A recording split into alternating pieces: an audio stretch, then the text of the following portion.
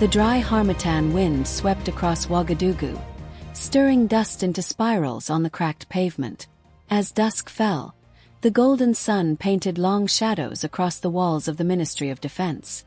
A group of soldiers stood outside, unmoving, silent as statues, but their eyes tracked every civilian who passed.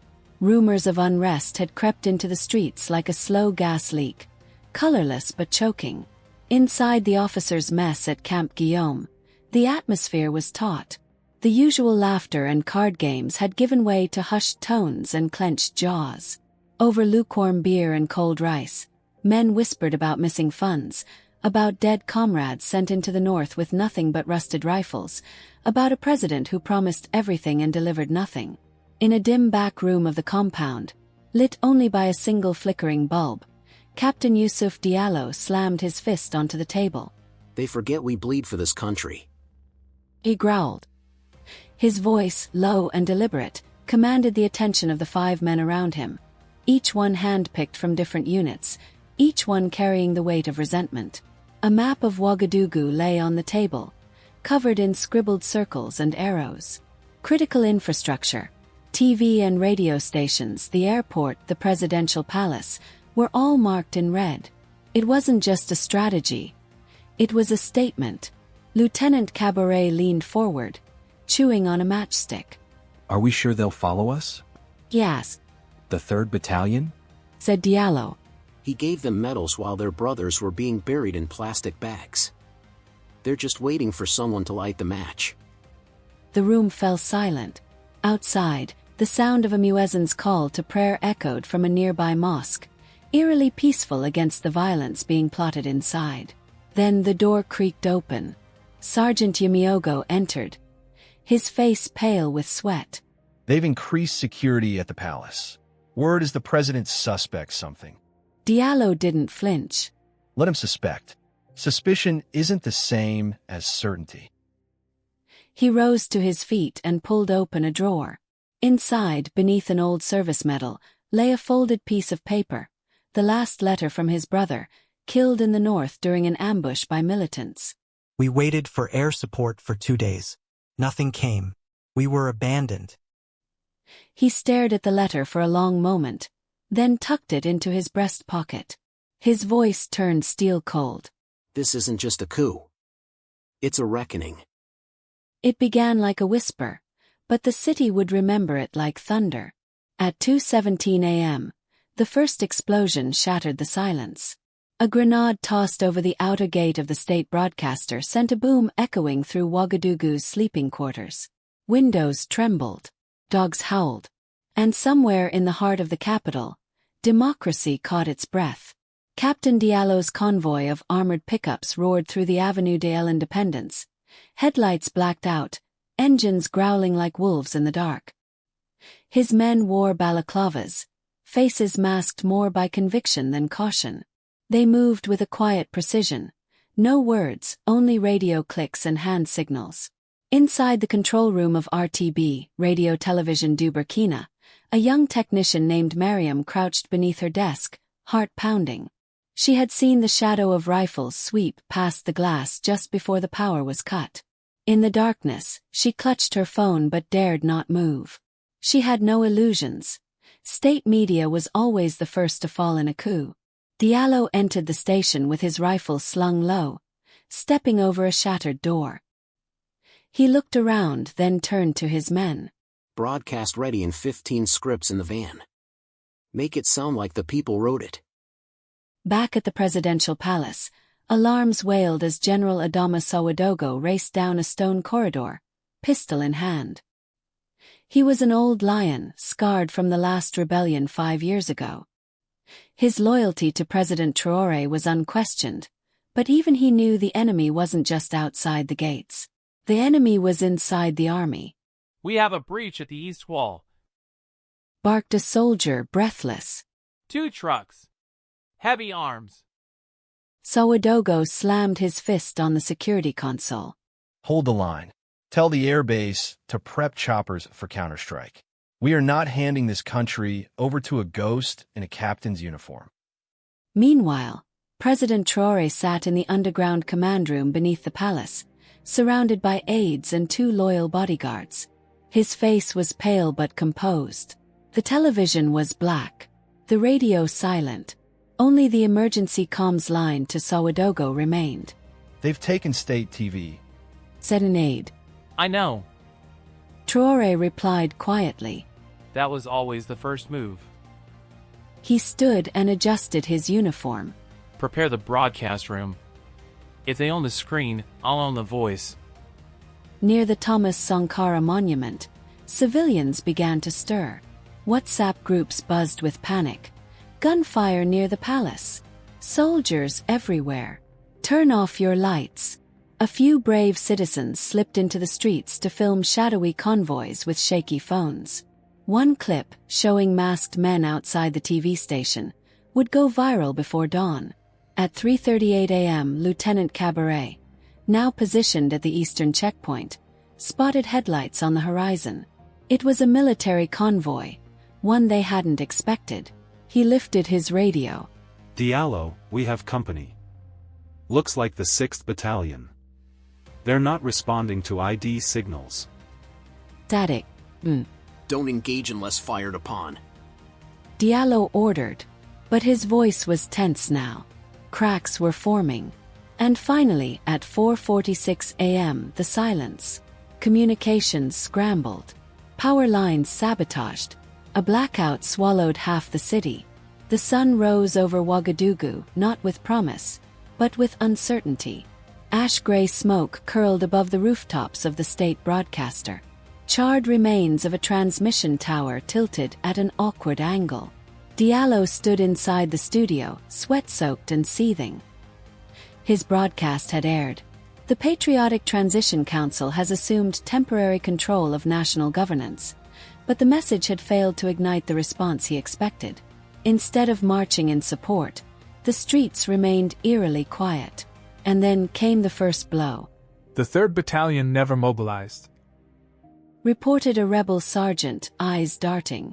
Colonel Zongo says the order was never authenticated.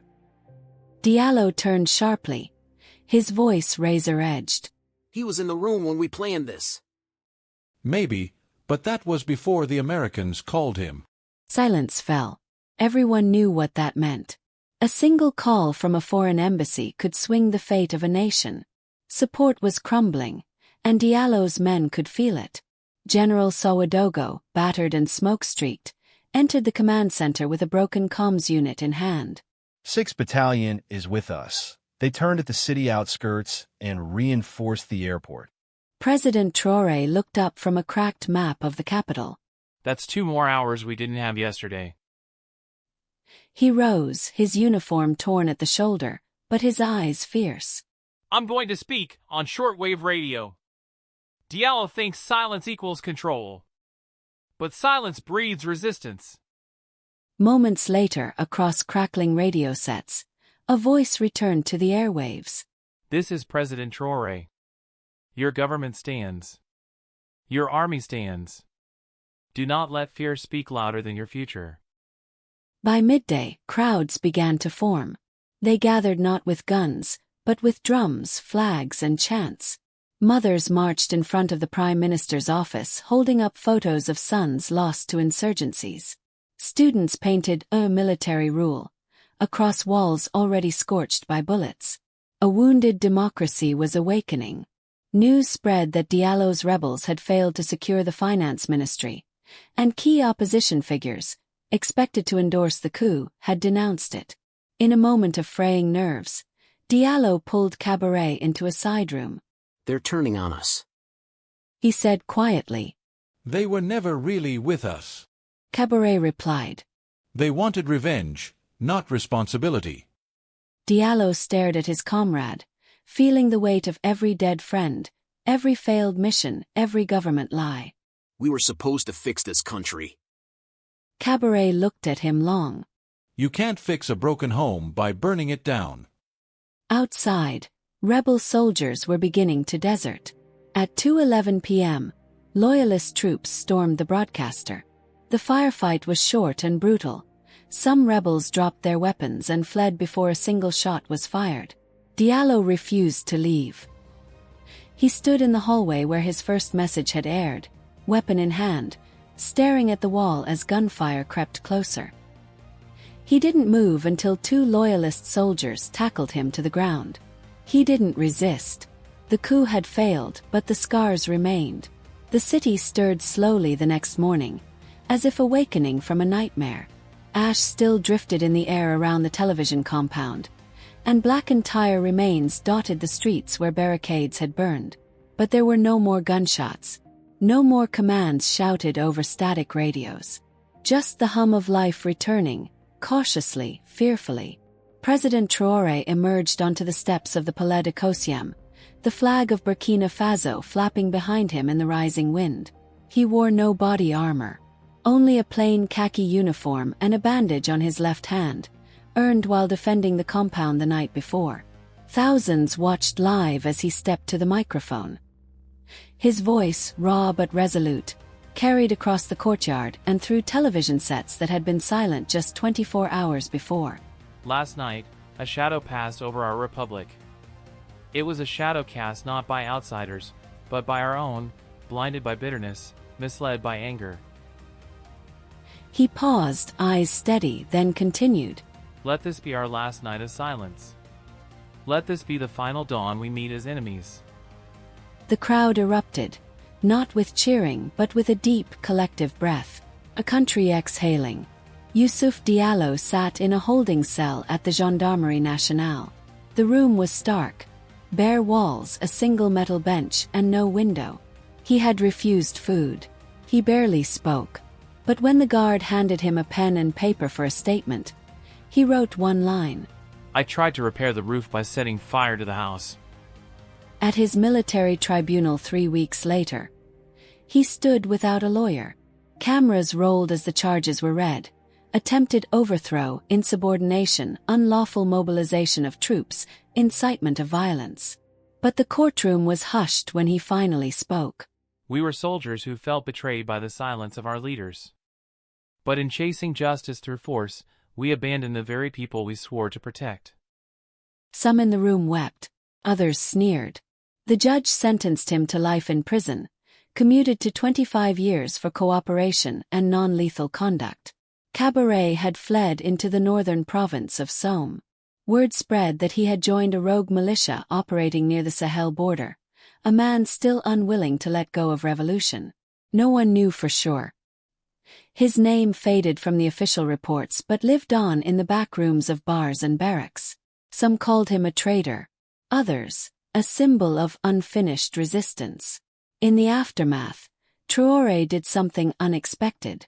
He opened the palace gates. Every Friday, the people were invited to public forums in the gardens. Youth, teachers, soldiers, and even former rebels were allowed to speak. One afternoon, Mariam, the young technician from the TV station, stepped forward. We saw the darkness, she said, her voice trembling. But the people lit the path back.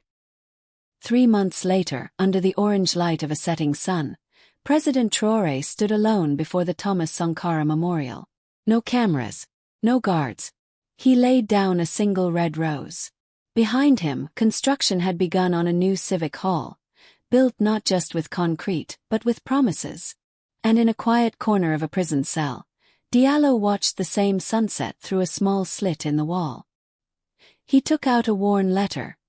His brother's last words. He folded it again, slower this time. For the first time in months, he whispered, May the next man carry the fire, without burning the house.